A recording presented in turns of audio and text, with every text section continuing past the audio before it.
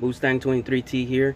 I'm gonna go ahead and do a quick video on how to install the Steeda blow-off valve adapter.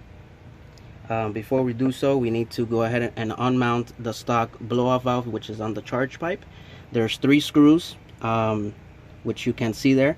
It's in a very uncomfortable position, so you're gonna need an angled Allen wrench 5mm to get in there. I went ahead and used a regular 5mm, but it was a hassle to try to remove them, so I've already loosened them up enough so where I can untighten them with my hands. And then before you do that, you have to go ahead and disconnect that connector that you see there, and there's a release tab on the bottom, so if you press it, it's gonna be hard to see from the video, but if you press it, it gets released real easily, just like that. So I'm gonna go ahead and unfasten the 3 screws with my hands so you guys can see, and then we're gonna go ahead and install the adapters so you guys can see that. Alright guys, so I went ahead and I removed the stock blow-off valve here. As you can see, there's 3 screws. These are the 3 screws that get removed. They're shorter. Inside the kit, I'm going to show you right now,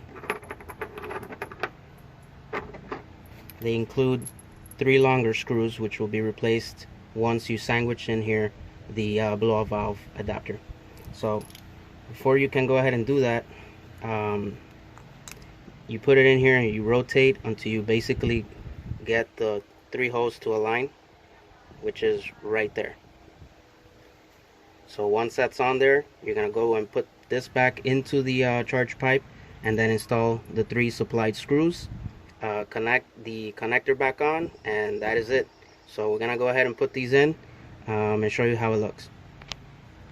Alright guys, this is the final installation process. Again, you use the supplied 3 screws to sandwich this piece together with the stock one, and then you tighten it. Again, it's a 5mm Allen to tighten it. Recommendation is to use some good set of tools, like an extension wrench or whatnot, to get in there with a nice perfect angle, because the space is limited. So if you just use a regular Allen 5mm, it's gonna be very hard to get in there, which is what happened to me. But in the event you don't have it or you can't purchase them, what helped me here is removing the coolant tank out of the way, which is held on by 10mm screws here, which can be removed by a socket wrench of 10mm, like I said. And then I removed this hose here, which is connected to the intake. Once you remove that out of the way, you're able to go ahead and screw the last screw, which is towards the back. Hard to see here on the video, but it's on the right hand side.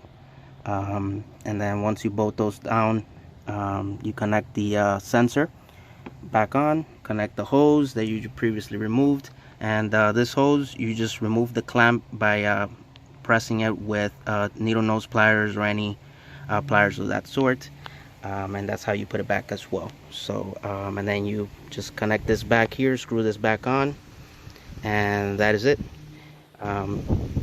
Really want to share with you guys that the sound is a big difference having in here if you really want to listen to that boost turbo sound out of the EcoBoost Mustang. So stay tuned for the comparison of before and after.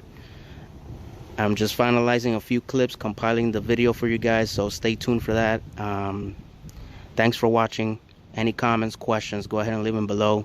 If you can and you like this video, go ahead and like, subscribe, and share. Thanks for watching Mustang 23T. I'm out. Have a very blessed day.